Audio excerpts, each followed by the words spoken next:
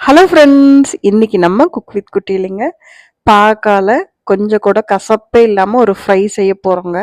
அந்த ஃப்ரை வந்து ரசம் சாதம், சாப்பாட்டு சாம்பார் சாதம் எல்லாத்துக்கூடயும் தொட்டுக்கலாங்க. அதே மாதிரி ஈவினிங் ஸ்நாக்ஸாக கூட அதை வச்சுக்கலாங்க. அவ்வளோ நல்லா இருக்குங்க.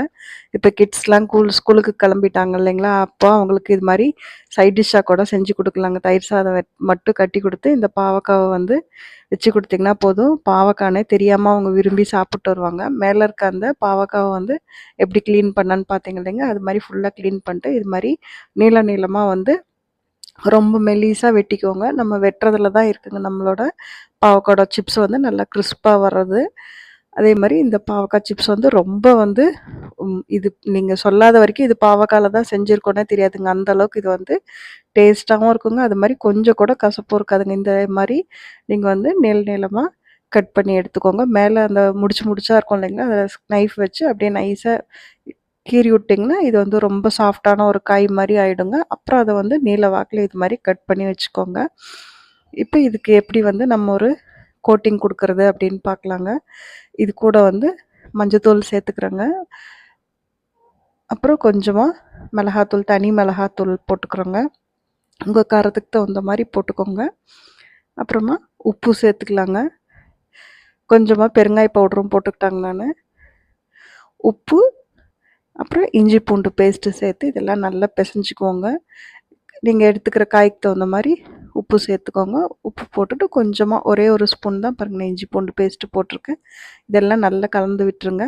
இஞ்சி பூண்டில் இருக்க ஈரப்பதமே போதுங்க. தண்ணி தெளித்து நம்ம வந்து பிசைய தேவையில்லை. இப்போ கொஞ்சமாக கார்ன்ஃப்ளவரு, கடல மாவு, அரிசி மாவு இது 3 எடுத்து வச்சுருக்குங்க. அரிசி மாவு வந்து 1 ஸ்பூன்னா, கடல மாவும் கார்ன்ஃப்ளவரு அதில் வந்து அரை ஸ்பூன் போட்டுக்கோங்க. இதை வந்து நல்லா இந்த பாவக்காவோட கோட் ஆகிற மாதிரி எல்லா பக்கமும் நல்லா பிசைஞ்சு விட்டுருங்க. பாருங்களேன், ஒரு ட்ராப் கூட எண்ணெயே விடல. அந்த இஞ்சி பூண்டில் இருக்க ஈரப்பதமும் நம்ம பாவக்காயில் இருக்க ஈரப்பதமே போதுங்க. இந்த நம்ம போட்டிருக்க மாவு வந்து நல்லா கோட் ஆகிடும். இப்போ இது நல்லா சூடாக இருக்க எண்ணெயில் வந்து அப்படியே உதுத்து விட்டிங்கன்னா நல்லா உதிர்ந்து வந்துடுங்க. உதுத்து விட்டுட்டு நம்ம பக்கடா போட்டு எடுப்போம் இல்லைங்களா, அதே மாதிரி போட்டு எடுத்திங்கன்னா சுத்தமாக கொஞ்சம் கூட கசப்பே இல்லாத பாவக்காய் வறுவல் வந்து சூப்பராக ரெடி ஆகிடுங்க. இது வந்து முன்னாடியே சொன்ன மாதிரி எல்லா சாப்பாட்டு கூடயும் சைட் டிஷ்ஷாக வச்சுக்கலாங்க. தயிர் சாதத்துக்கு சூப்பராக இருக்குங்க.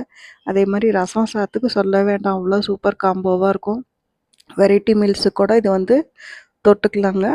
அந்தளவுக்கு இது வந்து ரொம்ப ரொம்ப ரொம்ப கிறிஸ்பாகவும் இருக்கும். அதே மாதிரி கசப்பு இல்லாமையே இருக்குங்க. ஈவினிங் ஸ்நாக் ரெசிபியாக கூட இதை வந்து நீங்கள் ட்ரை பண்ணலாம். ரெசிபி பிடிச்சிருந்துன்னா உங்கள் ஃப்ரெண்ட்ஸ்க்கும் ஷேர் பண்ணுங்கள். தேங்க்ஸ் ஃபார் வாட்சிங். தேங்க்யூ.